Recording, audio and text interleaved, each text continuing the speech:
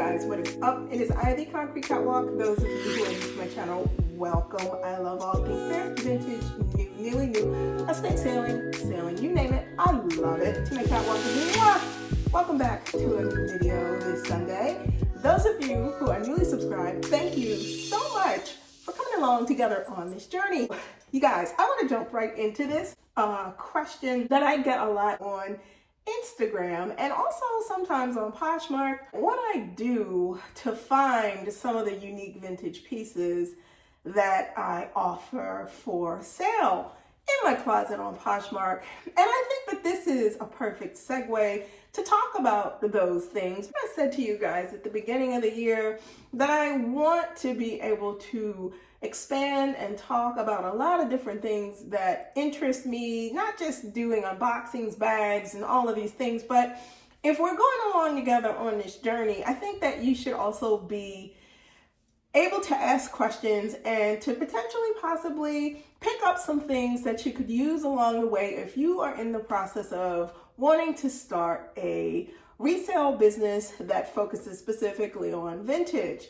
I have an affinity for vintage, but that did not come without the lesson in process and understanding about what it was that I was looking for when I was trying to get into this whole genre that is vintage. Now, these are things that I learned along the way. 5 things that we are going to be talking about. I will leave the 1, 2, 3, 4, 5 at the bottom of each segment. I also learned from paying attention to, at the time that I started, those persons who were more seasoned with doing vintage resale. I'm just going to start from the top. So I have 5 things, but there's also a 6th that I'm going to throw in there. So let's start from the top with number 1. Learn by feeling.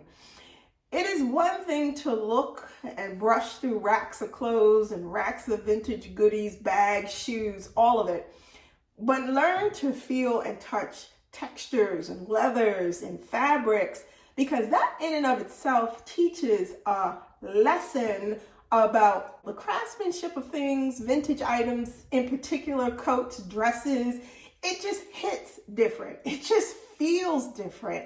And it also looks different. You know when you see it, but you also sometimes have to know when you touch it, because that segues into number 2. When you look at vintage items, look at the hardware. Look at buttons, zippers, the YKK, the Riri zippers that sometimes vintage things have, you know, from the back in the day, from dresses from the 60s and 70s. It's always that metal zipper that looks exactly like it was, done by hand, done at the back of the dress. Look at all of your hardware to ensure that the dress is of, which segues into number 3, read. Read to understand time frames for vintage pieces, the 20s, the 30s, the 40s. Come on, you guys, all the way up. If you have things that you are looking at and you may not be so familiar with some of the time frames, because sometimes it is a teeter-totter. You look at things and you're not sure if this is from the 50s or if this is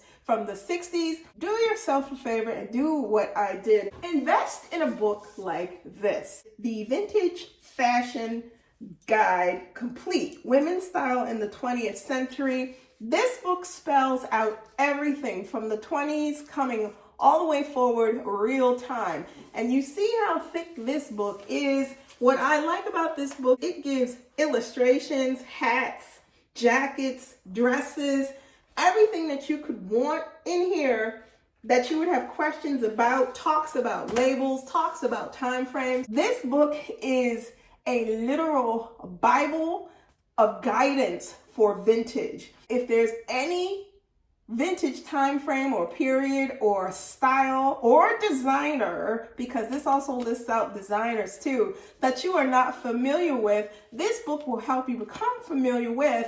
And what I do when I read this book, I make notes to myself so that if I'm ever out in a place thrifting, no matter where I'm at, it could be a Goodwill, it could be a garage sale, anything, you don't know what exists there. And you always want to have names and labels and things up in your head, because when you go in armed with knowledge, it puts you at the advantage of who, let's just be real, who the other persons are there looking for maybe the same things that you are, which is they're thinking about the word vintage, but you're going in with the advantage of knowing vintage and names and labels. Now, one thing about labels and vintage, just because the vintage item does not have a label does not mean that it is not of good quality. We all know that vintage pieces speak volumes when it comes to craftsmanship, hence why I said, number one, know your textures, touch, feel. The quality sometimes isn't being spoken about through the label. You very well could pick up a piece that could potentially be some type of a designer, but it is unmarked. That brings me to the next point. Beyond just having a guide to give you insight in terms of names of designers from back in the day in previous eras and decades, we all focus on clothes and shoes and hats. But for those of you who are interested in vintage fur coats, know what types of furs are more valuable than others. Raccoon, chinchilla, mink, those do well on resale. Fox is another one that does very well on resale because why?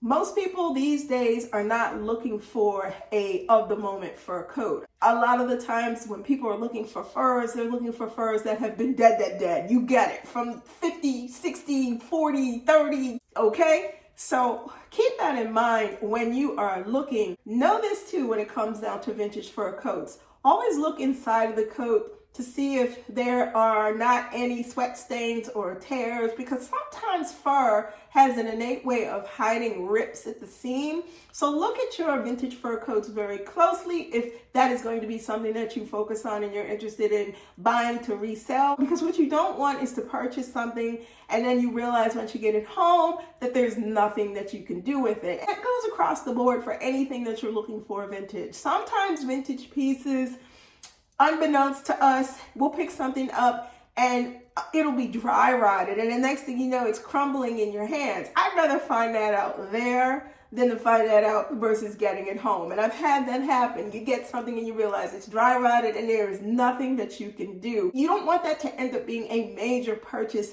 that you can't resell. So be careful when you do that. You've got these 5 tips. The biggest tip of all is tip number 6. Practice, practice, practice, and practice some more. The craft is in learning how to discern the good vintage from the not so great vintage, and then finding that diamond or couple diamonds in the rough where you know you've got something on your hands that you can sell.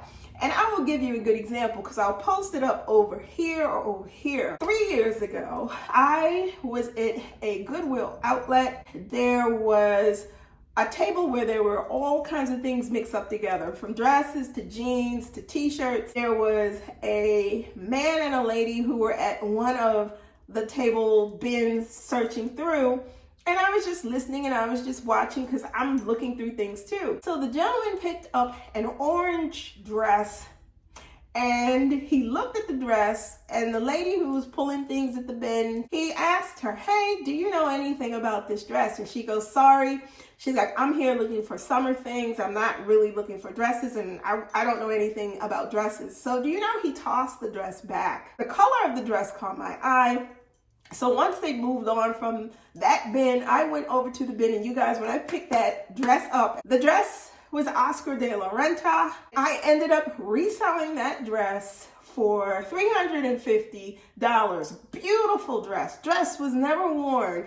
It was just balled up in a big, beautiful mess. Know what it is that you're looking at, and I'm dropping these gems to help anybody out there who might be interested in getting into this whole big, beautiful world of reselling, especially with regards to vintage, to know what it is that they're getting into and to be clear and understanding about what it is that you're picking up and potentially buying to resell for your business. Let me know in the comments below what it is that you do with regards to, if you're into reselling, especially vintage, what is it that you do? What are the things that you learned over the course of doing your business? What tips can you proffer to others to benefit from with regards to how they look for vintage pieces in order to source for resale? These are just 5 tips, but I'm sure there are multitudes of others.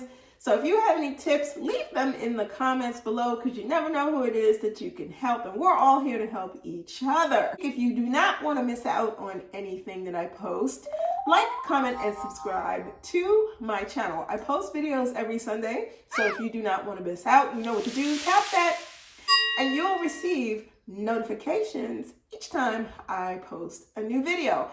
Links to my socials will be in the description box below. Head on over to Poshmark. Check out my closet. I am Concrete Catwalk on Poshmark. If you see anything that you're interested in, please feel free to leave me a message there, or head on over to IG. I am the Catwalks Concrete on IG. Feel free to DM me there as well. Guys, thank you so much for stopping by this week. Be safe. See you all next Sunday. Bye for now.